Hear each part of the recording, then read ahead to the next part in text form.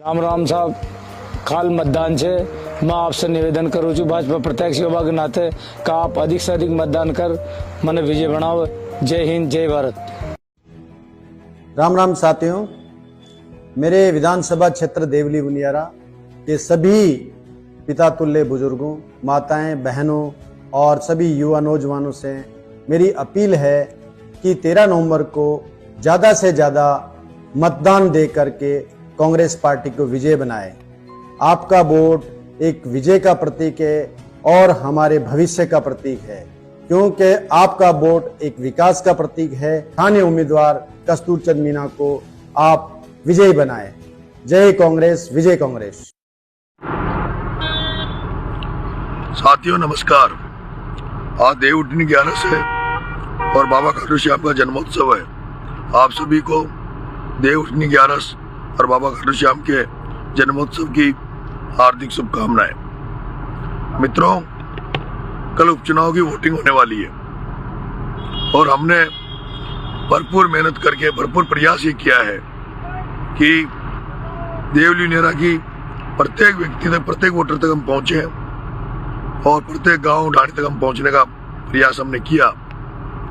लेकिन अगर किसी के यहाँ नहीं पहुंच पाया, गांव छूट गए, उन सबसे मेरा हाथ जोड़कर ये निवेदन है, दंडवत उनको मैं प्रणाम करते हुए ये आशीर्वाद मांग रहा हूँ कि आपका बेटा उस समय बहुत कम मिला। पहले मैं टिकट के इंतजार में रहा। टिकट कटने के बाद में 25 तारीख को नॉमिनेशन भरने के बाद में हमने दिन रात मेहनत करके आप तक पहुंचने का प्रयास किया। लेकिन जहां मैं नहीं पहुंच पाया, जिनके चरणों में ढोक नहीं दे पाया, उनसे मेरा इतना सा निवेदन है कि आप मुझे आशीर्वाद दें, मेरे पर कृपा करें। मैं जैसे ही चुनाव खत्म होगा उसके बाद ये प्रयास करूंगा कि एक एक व्यक्ति तक वापस से मैं दोबारा देवली बुनियारा की जनता तक जाऊं और उनके चरण स्पर्श करके उनका आशीर्वाद लूं। चुनाव आज भारतीय जनता पार्टी और नरेश मीणा में बचा है। कांग्रेस पार्टी मैदान में नहीं है, क्योंकि जिस तरह से पार्टियों ने टिकट दिया है, दोनों ही पार्टियों ने, जो पार्टियों के वर्कर थे, पार्टियों के लिए समर्पित भाव से जो लोग पार्टी के लिए काम करते थे, उनको नजरअंदाज करके दोनों ही पार्टियों ने ऐसे व्यक्तियों को टिकट दिया है जिन्होंने दोनों पार्टियों के लिए नुकसान किया है। कांग्रेस पार्टी से मेरे सहित सभी जो कांग्रेस के लोग थे, जो कांग्रेस के लिए काम करते थे, उनको नजरअंदाज करते हुए 4 दिन पहले भारतीय जनता पार्टी में काम करने वाले कस्तूरचंद जी मीणा साहब को कांग्रेस ने टिकट दिया। और वो टिकट कैसे मिला 4 दिन पहले, वो सब आप उनको पता लग चुका है। दूसरी तरफ राजेंद्र जी गुजर साहब, जो कि भारतीय जनता पार्टी ने जिनको टिकट दिया, उनको भी विजय बेंसला जी, प्रभुलाल जी सैनी साहब, जौनपुरिया जी, सीताराम जी पोसवाल, शिवजी राम जी जाट, इन सबके टिकट काट के इनको सबको नजरअंदाज करके और राजेंद्र जी गुजर को टिकट दिया। जिन राजेंद्र जी गुजर ने, जो पहले बीजेपी से एमएलए रहे और 2023 के चुनाव में, आज से साल भर पहले, जब भारतीय जनता पार्टी से विजय जी बेंसला साहब यहाँ से चुनाव लड़े, जो कि कर्नल साहब के बेटे थे। कर्नल साहब मसीहा सामाजिक आंदोलन के प्रेरणादाता रहे।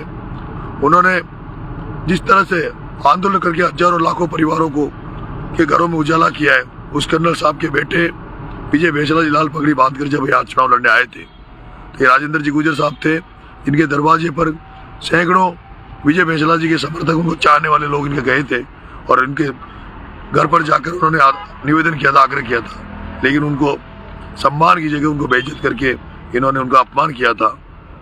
आज दोनों प्रत्याशियों के बारे में प्रत्येक व्यक्ति यहाँ जानता है। दोनों प्रत्याशी विधायक राजेंद्र जी गुजर पहले यहाँ से एमएलए रहे हुए हैं और कस्तूरचंद जी कैंडिडेट नहीं है। कस्तूरचंद जी के लिए जो वोट मांग रहा है, जो वो हरिश्चंद्र मीणा जी हैं, जो यहाँ से 2 बार एमएलए रहे, यहाँ से सांसद अभी हैं और उनकी कार्यशैली आप सबको पता है, मुझे कहने की जरूरत नहीं है। ऐसे में मेरा आपसे हाथ जोड़ के निवेदन है, आपने इन दोनों को देखा हुआ है, परखा हुआ है, कई बार इनको वोट दिया हुआ है। मैं तो पहली बार आपके चरणों में दंडवत प्रणाम कर रहा हूँ, पहली बार आपसे वोट मांग रहा हूँ, आपसे आशीर्वाद मांग रहा हूँ। बाबा खाटू श्याम के आशीर्वाद लेकर आपके बीच में आया हूँ। मुझे भरोसा है, मुझे विश्वास है कि देवली बुनियारा की जनता अब बदलाव की राजनीति पसंद करेगी, परिवर्तन की राजनीति पसंद करेगी। वो ऐसी राजनीति पसंद करेगी जिसमें दीनहीन गरीबों की, जिसमें पीड़ितों की, शोषितों की, जो पिछड़े लोग हैं, जो बहुत गरीब समाज जैसे कंजर समाज हुआ, बंजारा समाज हुआ, कीर समाज हुआ, केवट समाज हुआ, कार समाज हुआ, हमारे जो ग्रामीण जो किसान जातियां जैसे माली समाज हुआ, धाकड़ समाज हुआ, जाट समाज हुआ, मीना समाज हुआ, सभी वैश्य समाज जो व्यापारी हैं, हमारा जो ब्राह्मण समाज, वो राजपूत समाज, लेकिन जो विशेष रूप से ऐसे समाज जो गांव में रहता है, खेती बाड़ी से जुड़ा हुआ है, जिनका आज दिन तक जिनके खेतों तक जाकर उनकी समस्याओं को दूर करने के लिए इन दोनों ही विधायकों ने, ना तो हरी जी ने कभी कुछ किया, ना राजेंद्र जी ने उनके लिए किया। अगर आपको लगता है कि राजेंद्र जी ने जब एमएलए रहे 2013 में, अगर आपके दुख दर्दों को कम किया हो, आपकी मदद करी हो, अगर हरी जी ने आपके दुख दर्दों को कम किया हो, इजी गोइंग आपसे मिलने का काम किया हो, क्योंकि मुझे पता है लोग जयपुर तक 3-3 हज़ार का डीजल बढ़ाने के बावजूद भी कांग्रेस का हरीशचंद्र मीणा उनसे मिलता नहीं था, फोन पर किसी से बात होती नहीं थी। और अगर आपको लगता है कि उन्होंने आत्मा से आपका साथ काम किया, आपके जिस तरह की मैंने हालात देखी है, हर गांव में कीचड़ हो रहा है, पीने का पानी नहीं है, लोगों को बजरी नहीं मिल रही, किसानों को खाद की समस्या है, 1300 का खाद का कट्टा 1800-2000 रुपए में मिला है, थानों में लूट होती है, तहसील में लूट होती है, बिजली घरों में लूट होती है, बिना पैसे दिए सरकारी ऑफिसों में किसानों का कोई, आम जनता का कोई काम नहीं होता है। उसके बावजूद भी अगर आपको लगता है कि हरीशचंद्र मीणा और राजेंद्र जी ने आपकी मदद करी है, आप उनको वोट दें। लेकिन एक बार अपने आत्मा से पूछे, आप आत्मा से पूछे कि केवल क्या जाति के नाम पर या पार्टियों के नाम पर वोट देते रहेंगे। अगर आपको लगता है कि नहीं बहुत हो गया, हमने बहुत इनको वोट दिया है, और जिनको पार्टी और जाति के नाम पे वोट दिया, वो लोग ये सोचते हैं, वो समझते हैं कि हमें तो जरूरत ही नहीं जनता के बीच में जाने की, क्योंकि जनता तो जाति के नाम पर, पार्टी के नाम पे वोट देगी। ऐसे में इसीलिए वो आप लोगों के बीच में नहीं आते। और बीजेपी का जो व्यक्ति एमएलए बनता है, तो बीजेपी का लोग होता है, बीजेपी के कार्यकर्ताओं तक सीमित रहता है। कांग्रेस का बनता हो, कांग्रेस के कार्यकर्ता हो, कांग्रेस उसको, उनको जनता से, जनता जनार्दन से कोई लेन देना नहीं है। आपका बेटा पहली बार आपके बीच में आया, आपसे आशीर्वाद मांग रहा है, समर्थन मांग रहा है, विश्वास दे रहा है कि आपको विश्वास को नहीं टूटने दूंगा, आपको निराश नहीं करूंगा। आप जो आशा उम्मीद मेरे से करते हो, उन आशा उम्मीदों में खरा उतरते हुए ईश्वर की शपथ लेता हूँ कि जितना मेरे से होगा दिन रात मेहनत मैं आपके लिए करूंगा। क्योंकि जिस तरह से मेरा ये पिछले 12 और 5 17 दिन के अंदर अंदर आपने जो मुझे प्यार दिया, रात को 2-2 बजे तक आपने मेरे को आशीर्वाद दिया है, और विशेष रूप से जो युवा साथी है और जो माता बहनों ने जिस तरह से मेरे पे प्यार लुटाया, आशीर्वाद दिया है, उसकी तो मैं कल्पना ही नहीं कर सकता। मैं जिस तरह से आपने दिन रात मेहनत करके मेरे लिए काम किया है, मैं भी ना दिन देखूंगा, ना रात देखूंगा, ना मैं गरीब देखूंगा, ना अमीर देखूंगा, ना जात पात देखूंगा, ना सभी जाति धर्म को सिर माथे रखते हुए, सभी को एक तरह से मानते हुए सभी की सेवा करने का प्रयास मैं करूंगा। मुझे विश्वास आप लोग मेरी मदद करेंगे, देवली उनियारा की जनता मुझे आशीर्वाद देगी। मैंने इस चुनाव के समय मेरे सामने कुछ समस्याएं देवली उनियारा में नजर आई है, जिनमें से विशेष रूप से यहाँ सबसे बड़ी समस्या है पानी की। गांव में बनास नदी के किनारे बसे हुए देवली उनियारा में, जो कि बनास देवली उनियारा के क्षेत्र से निकल रही है, यहाँ बिशरपुर का बांध बना है, जिसमें 62 गांवों की जमीनें डूबी है, उनकी मकान डूबे, उनको लाखों करोड़ों का नुकसान उन किसानों को हुआ।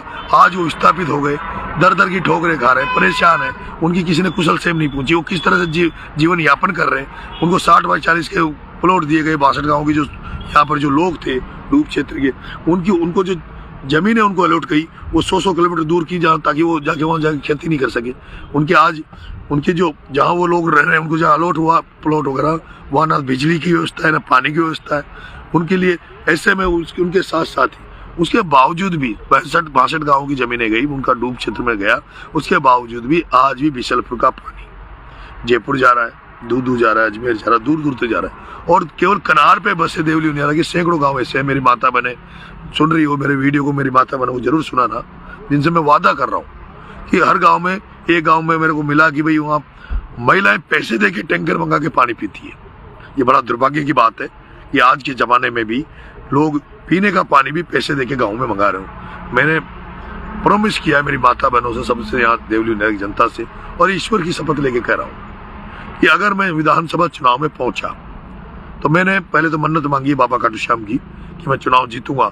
तो टोंक से जीतने के बाद सीधा पैदल नंगे पैर, जिस तरह से आज आपके बीच में घूम रहा हूँ, नंगे पैर एक बार तो बाबा खाटू श्याम के दरबार में इस जीत को अर्पित करूंगा, और अर्पित करने के बाद उनका आशीर्वाद लेके उनसे प्रार्थना करूंगा कि मुझे शक्ति दे, मुझे ताकत दे, ताकि मैं जनता की सेवा कर सकूं, डबल ऊर्जा से सेवा कर सकूं, और उसके बाद मैं यहाँ आकर लोगों के बीच में आकर लोगों के दुख दर्द को कम करने का प्रयास करूंगा। और पानी की समस्या को लेकर मैंने कहा है मेरी माता बहनों से कि नरेश मीणा एमएलए बनने के बावजूद भी विधानसभा में पैर जब ही रखेगा जब नरेश मीणा प्रत्येक घर तक शुद्ध पेयजल पानी पहुंचा देगा, प्रत्येक गांव तक शुद्ध पेयजल पानी पहुंचा देगा, उसी दिन के बाद मैं विधानसभा में अपना कदम रखूंगा। मैंने इसके अलावा कई वादे जो यहाँ की जो समस्या है, मैंने निवेदन किया है कि यहाँ से एक तो भ्रष्टाचार को जड़ से उखाड़ फेंकूंगा। दूसरा बजरी का मामला है, बड़े बड़े बजरी माफियाओं के डंपर चल रहे हैं, जैसी भी चलती है उनके LNT चल रही है, वो सब नेताओं की साठगांठ से चल रही है। अगर उनकी डंपर चलेगी, उनकी JCB चलेगी, उनकी LNT चलेगी तो यहाँ के आम किसान को, यहाँ के साधारण व्यक्ति को भी यहाँ की बनास की बजरी पे उतना ही अधिकार है जितना बाहर क्या के यहाँ कर रहे हैं। और मैं कहूँगा यहाँ के लोगों को, पहले यहाँ के लोगों को ये सब चीजें मिलेगी तब जाकर ही बाहर के लोगों को मिलेगी। मैंने किसानों के लिए 12 में मैं गया, वहां मैंने फसल बीमा के पैसों के लिए लड़ाई लड़ी। 81 करोड़ रुपए वहां मेरे आंदोलन की वजह से वहां मिले। वहां की बिजली की समस्या कम हुई, खाद की समस्या कम हुई। अभी चुनाव में हमारे पास बहुत सारे लोग, मेरे माता बहने कहती थी हर चुनाव में हर नेता आता है और चला जाता है, कोई बात नहीं करता। लेकिन मैं भरोसा देता हूँ, मैं नेता नहीं हूँ। मैं कभी, मुझे कोई व्यक्ति नेता कहता तो मुझे नफरत सी होती है। नेताओं की प्रति जो छवि बन गई, गांव में नेताओं को देखना पसंद नहीं कर रहे लोग, उनकी पार्टी को देखना पसंद नहीं कर रहे लोग, पार्टी को वोट देना पसंद नहीं कर रहे लोग। यहाँ जिस तरह की जातिगत आधार पर टिकट दिए जाते हैं, जातिगत आधार पर वोटिंग और पार्टी आधार पर वोटिंग होती है, आम समाज जो जनरल कास्ट है, सामान्य कास्ट यहाँ पे देवली नियारा मैंने देखा है, वो निराश हो चुकी है राजनीति से। उनका मन उब चुका है। वो उनका ये कहना है कि यहाँ ऐसा लगता है कि बस 2 ही जातियां हैं, बाकी तो जातियां हैं ही नहीं। राजनीति में जो जाति का MLA बनता है वो अपनी जाति के अधिकारी कर्मचारी लगाना, दूसरों की ना सुनवाई होना, ना उनके गांव में जाना। मैं आपसे विश्वास दिला रहा हूँ, सर्व समाज को 36 कौम को सिर माथे पर रखकर आपकी सेवा करने का काम नरेश मीणा करेगा। इस बेटे को एक बार मौका देकर देखिए।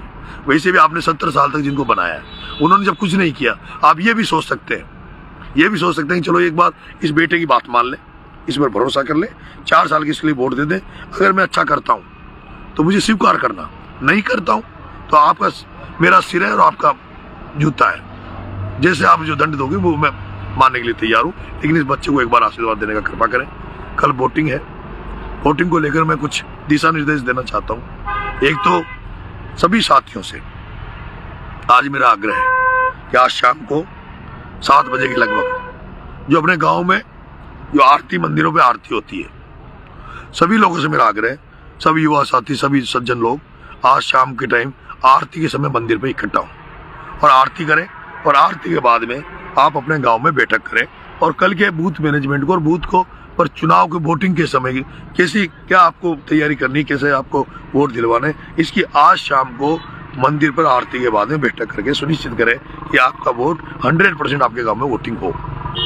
दूसरा, मैं चाहता हूं जिस तरह से हमने चुनाव प्रचार के टाइम पे जो उत्सव था, एक तरह का ऐसा चुनाव था जैसे कोई मेला लग रहा हो, माता बहने गीत गा रही है, नाच रही है, डांस कर रही है, डीजे बज रहे हैं। मेरा आपसे आग्रह है कल भी ये वोटिंग हो, उन माता बहनों से जिनका मुझे आशीर्वाद मिल रहा है, ढोक देते हुए निवेदन करूंगा कि आप सब भी कल बूथ में गीत गाते हुए ऐसा लगे कि एक उत्सव सा है, नया एक चुनाव, ऐसा चुनाव जो आज दिन तक देखा गया नहीं।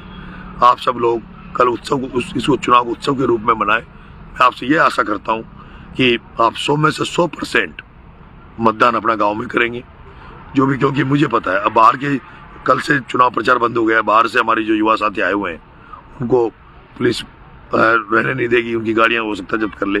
मैंने सबसे ये भी कहा है कि जितनी भी गाड़ियां हमारी लगी हुई उन पर स्टिकर, पोस्टर सब लोग हटवा लेना। किसी भी गाड़ी पे हमारा पोस्टर मेरा नहीं होना चाहिए।